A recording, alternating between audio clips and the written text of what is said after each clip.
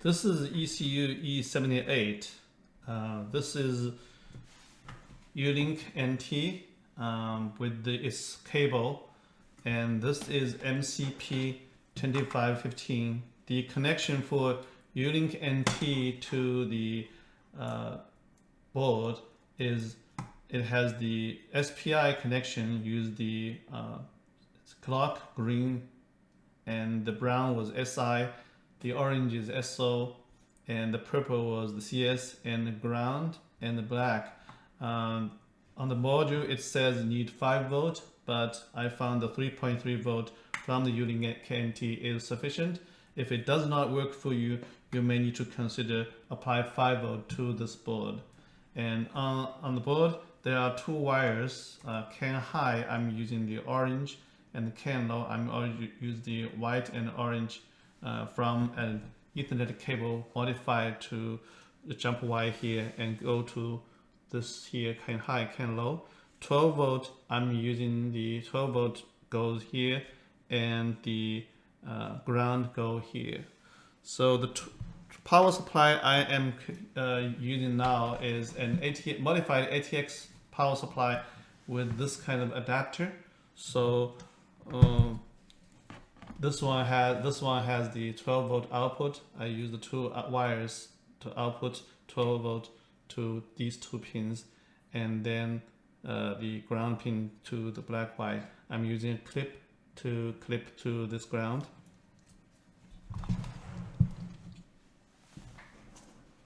Let's connect to it. So in the software 1.54, you can select the CAN mode, and you will see an E78 CAN. It only exists in 1.54, and 1.53 does not work with this target.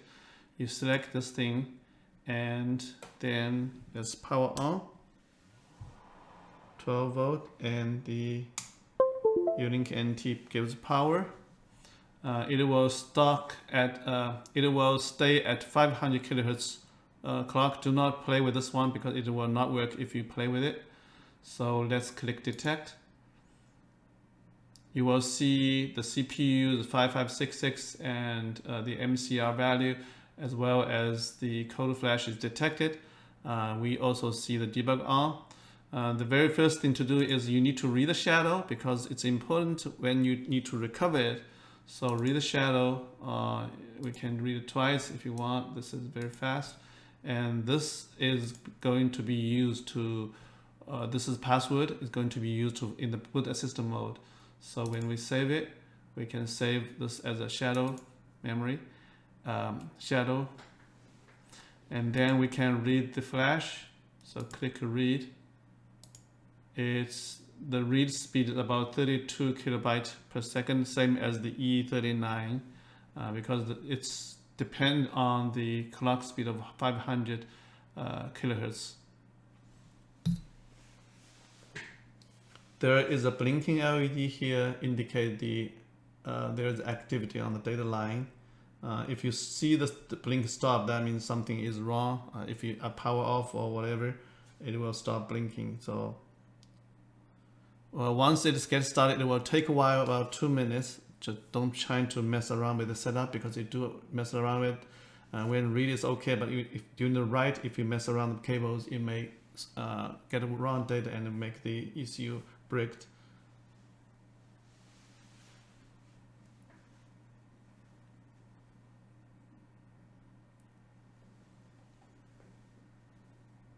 So we had one read, and we can save it.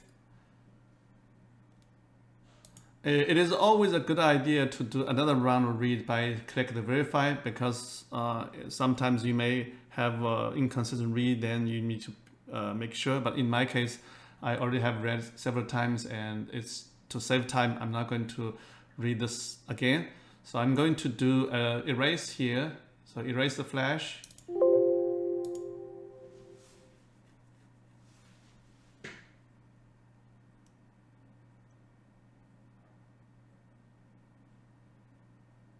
And this one is erased. We can just do a blank check part of it, let's say, and it's blanked, but you know, if I read entire content, it will take about 1 minute and 30 seconds to just save it. So let's do the program. So this is our backup, and we can just click this button and say I want to reprogram, even though it will take another 11 seconds to erase, but this is the easiest way to do this. I do have a command called sprogram, which will do the program only without erase it. The programming speed is a little bit slower than the read speed. Read is about 32 kilobyte. The writing is about 28 to 29 kilobyte.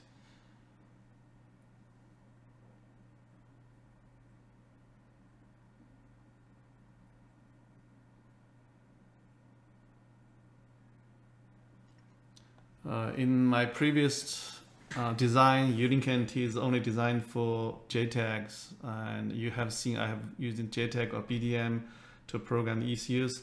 Now we can use, with the help of this little board, we are able to program the some ECUs through the canvas, which saves you to open the case to program it.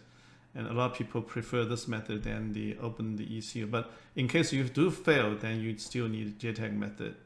But in the ECU like this one, E78, E39, and E39A, JTAG has some security or censored, so you may still need to use the canvas method. But this method is called boot system method, which as long as you know the password with solder a resistor and a wire, you can go to the boot mode. So I'm going to make another video to show you how the BAM mode is used to recover the ECU in case you have it bricked. So we have finished the programming. Now we can do a verify. This is an extra step, by the way. You can ignore this step because most of the time is once you get familiar with it, it's just an extra step, a guaranteed work. But you know, I have never seen E78 has any issues to program.